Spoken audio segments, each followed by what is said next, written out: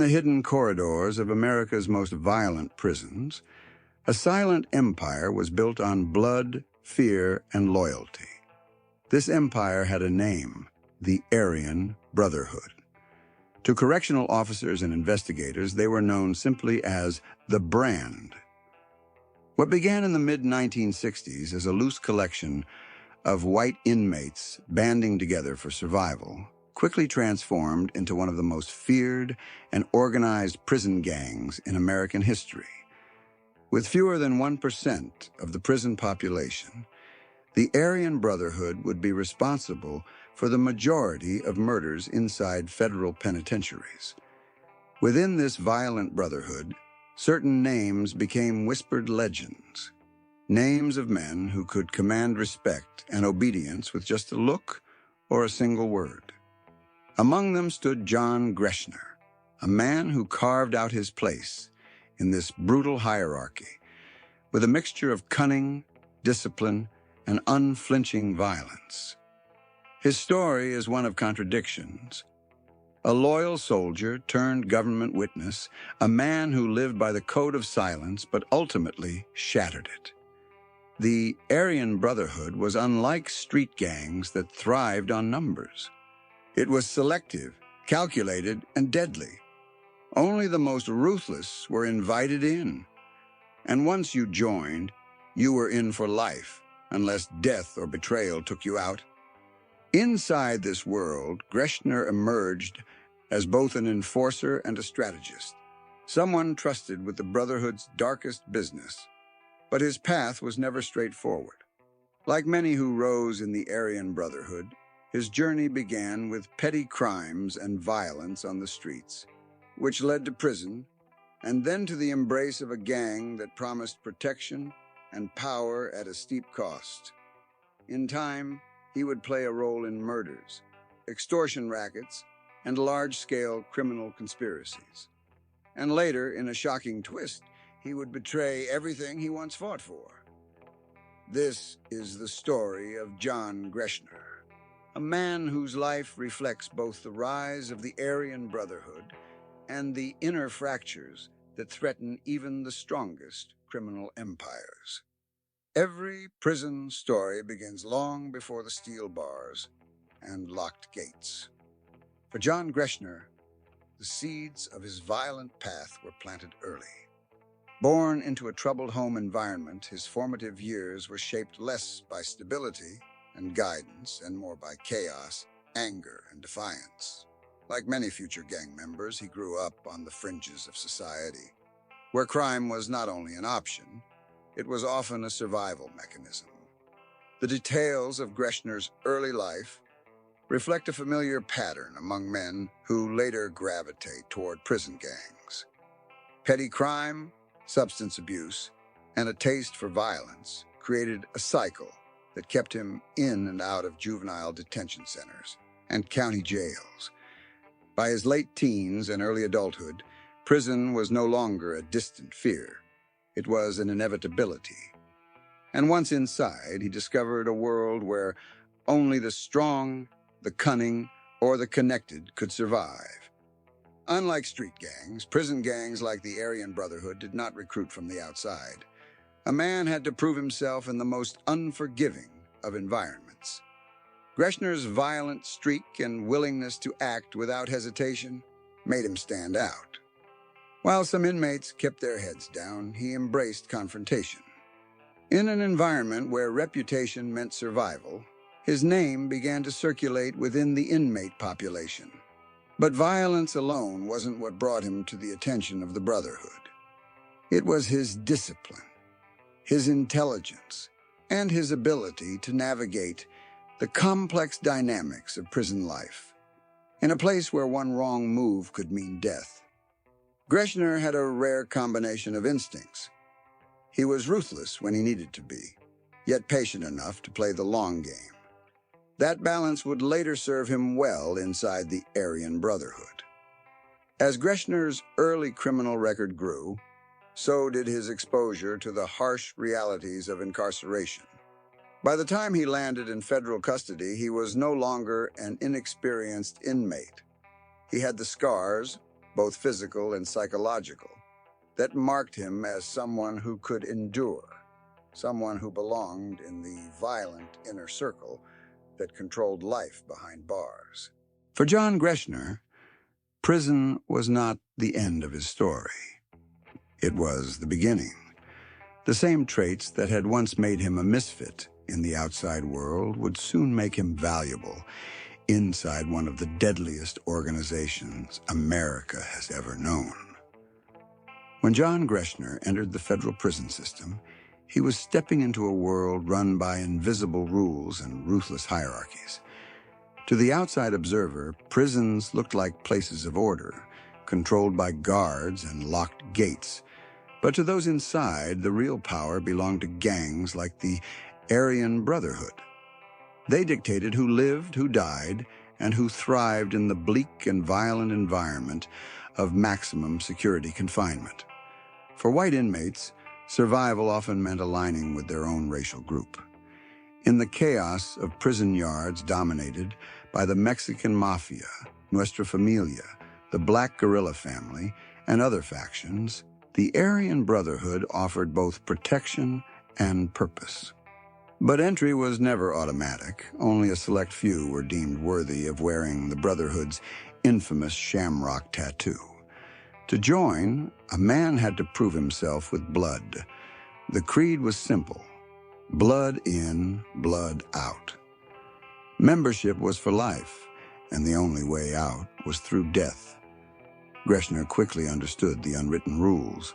His willingness to fight, his ability to keep his mouth shut, and his sharp mind made him stand out. The Aryan Brotherhood tested him, watching how he handled disputes, how he carried himself in the yard, and whether he showed fear. He did not. That reputation became his calling card. The initiation process was brutal. Prospects were often required to carry out violent acts, assaults, stabbings, or even murders to prove their loyalty. For Gresner, these weren't obstacles. They were opportunities. Violence came naturally to him, and in a world where brutality was currency, he quickly proved he could be relied upon to enforce the Brotherhood's will. Once inside, he learned the deeper structure of the organization. The Aryan Brotherhood was not a random collection of angry white inmates. It was a disciplined syndicate, run like a criminal corporation. From behind bars, they controlled drug trafficking, gambling rings, and extortion rackets. Murders were ordered not out of impulse, but as calculated moves to enforce power and silence opposition. For Gresner, becoming a made man in the Brotherhood was more than protection. It was validation. He was no longer just another inmate hustling for scraps. He was part of an elite order feared by everyone in the prison system, from rival gangs to correctional officers. But membership came with a price: absolute loyalty. From this point forward, every decision Gresner made, every act of violence he committed, was no longer for survival alone. It was for the Brotherhood. His life had been claimed by an empire of blood.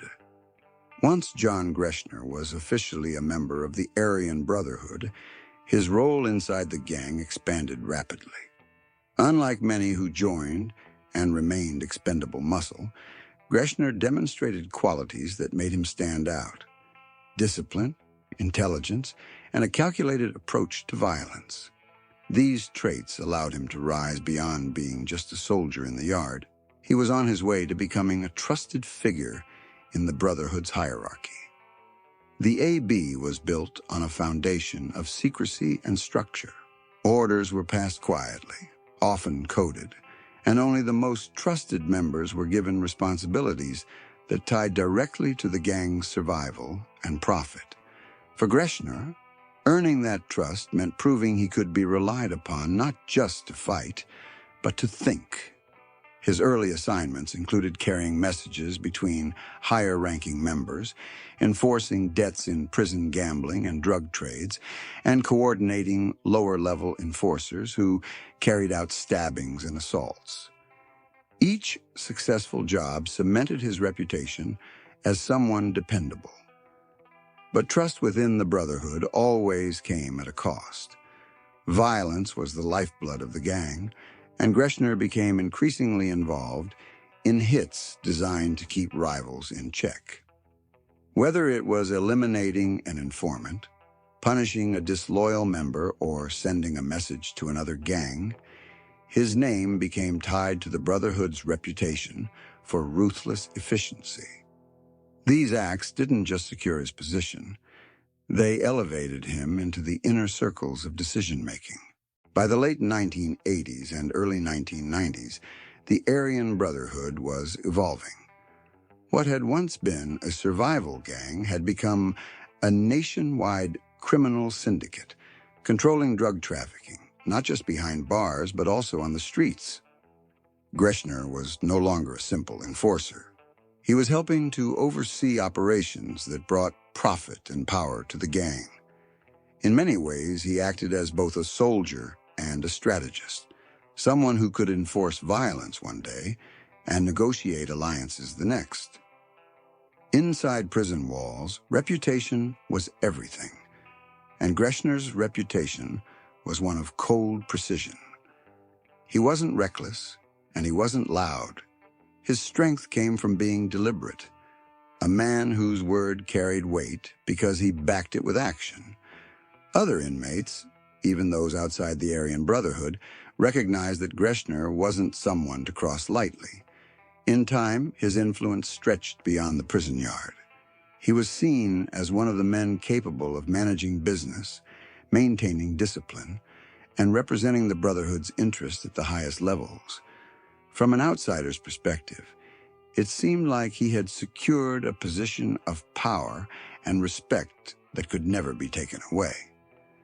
But inside the Aryan Brotherhood, power was always fragile. The higher you climbed, the more dangerous the game became.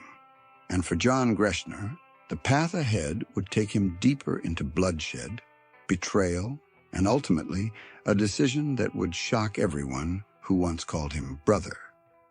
By the time John Greschner had earned his place among the Aryan Brotherhood's trusted ranks, the gang had evolved into something much larger than a survival clique. It was no longer about simply holding power in the yard. It was about controlling the underground economy of America's most secure prisons and extending that power to the streets. At the center of that transformation were men like Gresner, who enforced the Brotherhood's rules with violence, but also managed the business operations that kept the empire running. The prison system was the Brotherhood's marketplace.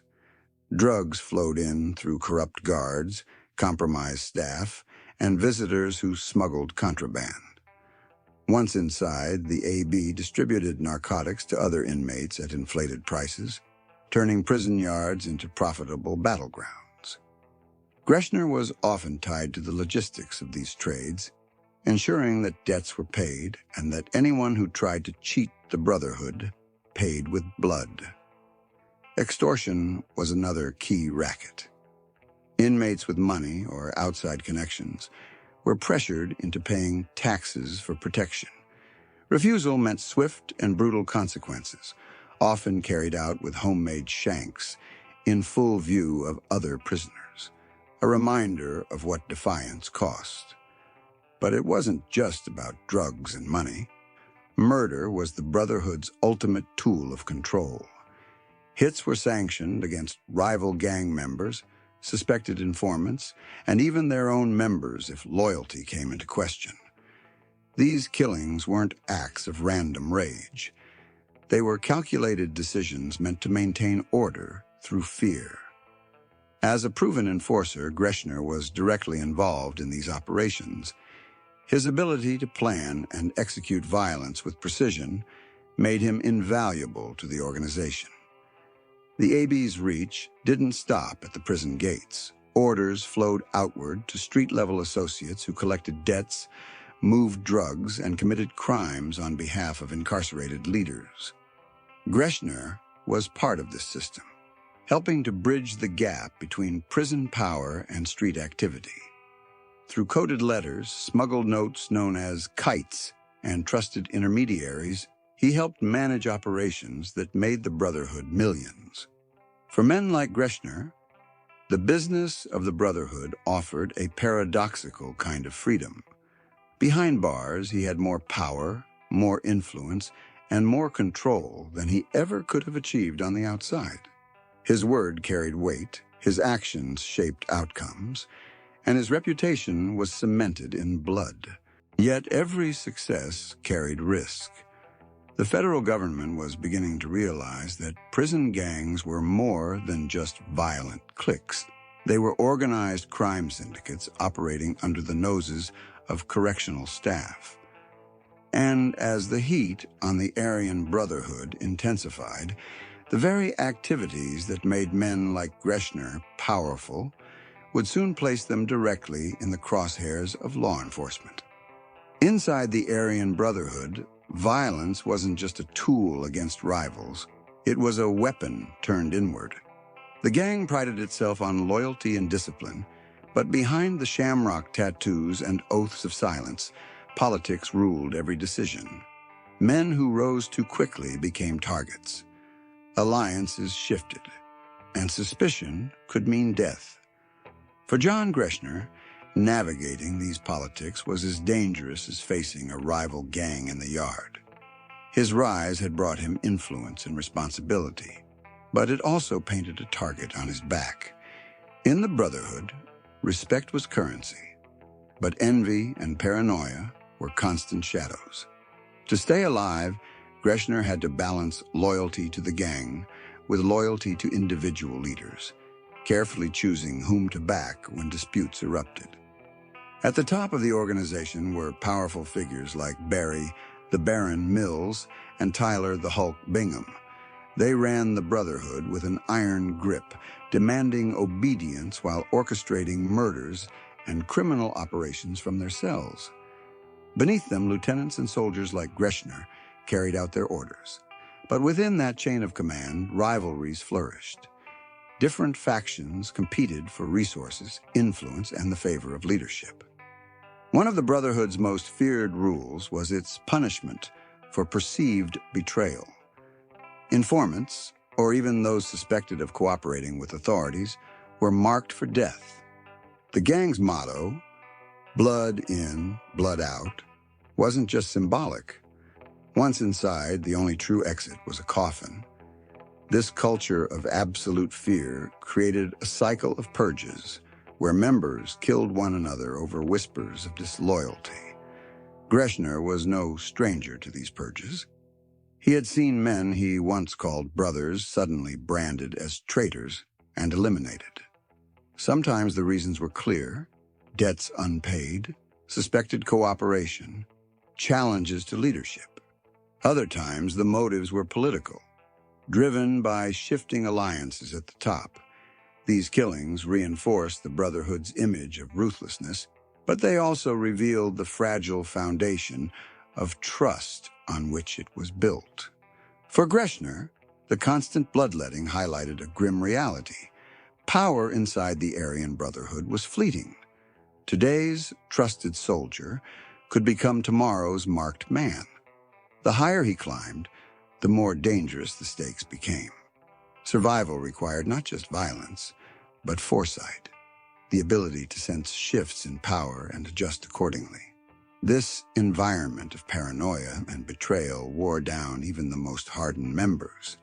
Every conversation was a test of loyalty, every alliance a gamble, every decision a potential death sentence. For years, Greschner played this deadly game well, outlasting many of his peers. But deep inside, the endless cycle of blood began to take its toll. It was only a matter of time before John Greschner would face the most critical choice of his life: continue down a path of loyalty to a brotherhood that consumed its own, or break the code that had defined him. In the world of prison gangs, power isn't measured in numbers, it's measured in fear. The Aryan Brotherhood, though small compared to rival groups, controlled vast stretches of the prison system because its violence was relentless. calculated, and public. Men like John Greschner were the instruments of that violence, ensuring that the Brotherhood's reputation for bloodshed was never questioned. When an order came down, it was executed with precision. A man could be targeted for something as small as refusing to pay a drug debt, or as serious as being suspected of cooperation with the law enforcement. To the Aryan Brotherhood, every act of disobedience, every whisper of betrayal, demanded a response. If someone owed money, they were stabbed. If a rival gang member stepped out of line, they were killed. If one of their own questioned leadership, their life ended in a pool of blood on the cell block floor. The message was simple. No one defied the Brotherhood without consequences. Gresner was deeply embedded in this system of control. His role wasn't always to carry the knife himself, though he did on more than one occasion, but often to orchestrate, plan, and supervise hits. He helped ensure that the chain of command worked smoothly, that soldiers carried out their missions, and that discipline inside the gang never slipped. Violence wasn't random.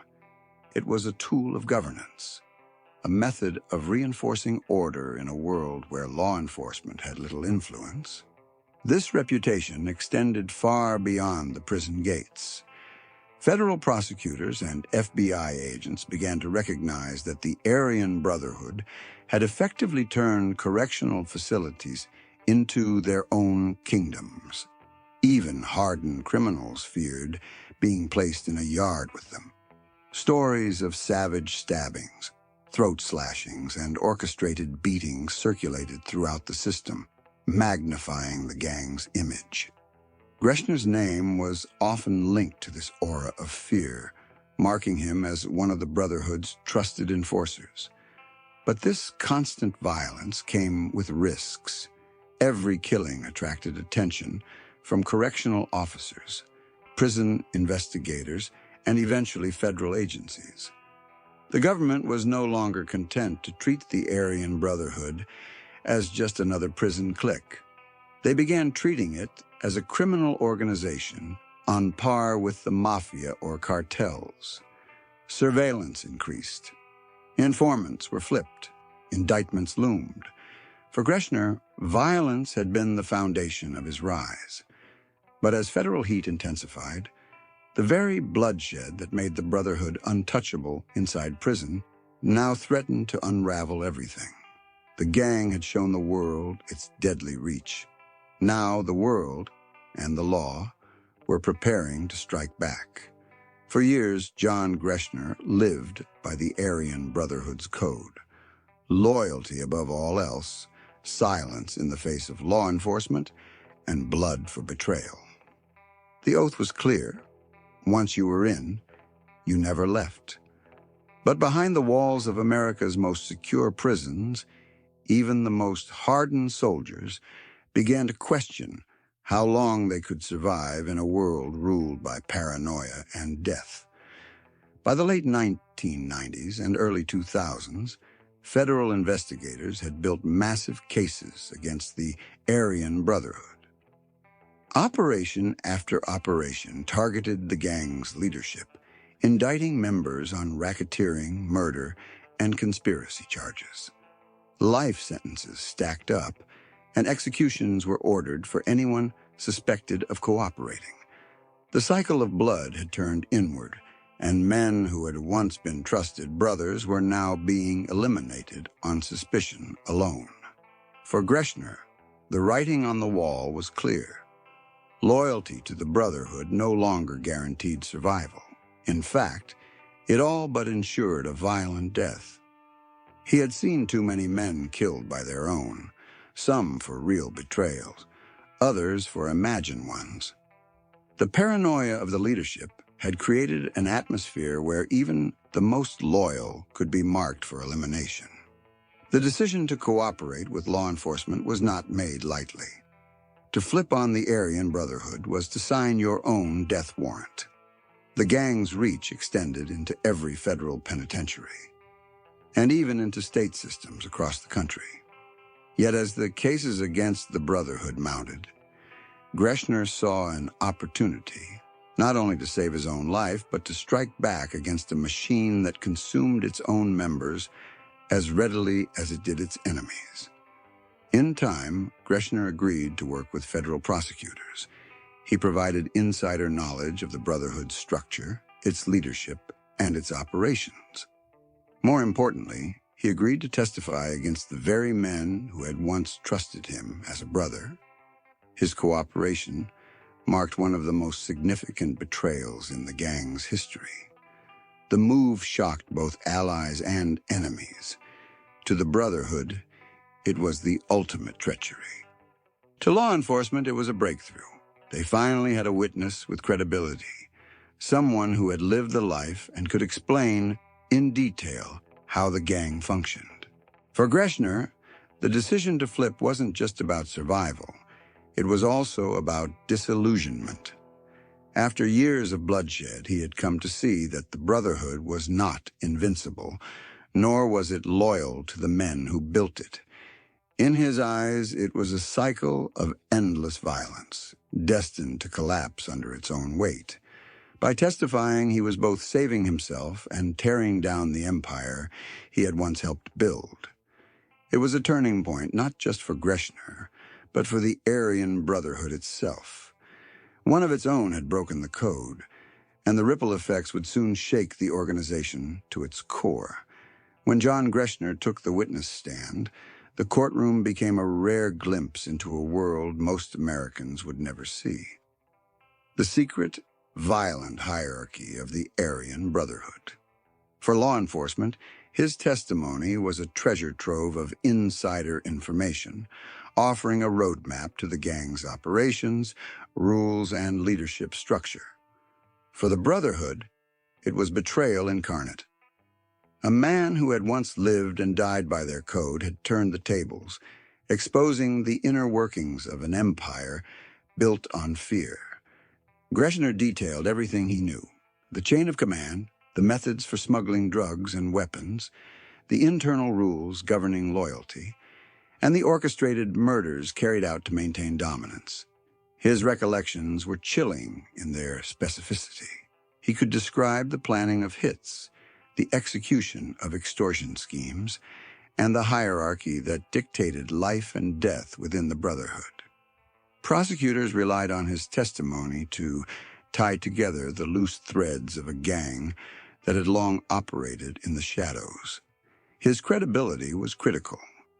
As a high-ranking member who had directly carried out orders, Greschner's word held weight. He was no peripheral informant. He was someone who had lived the life, who had enforced the rules, and who had participated in the violence.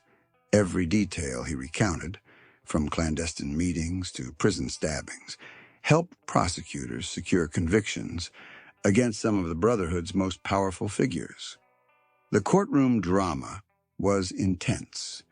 Defense attorneys attempted to discredit him, highlighting his criminal past and suggesting his testimony was motivated solely by self-preservation.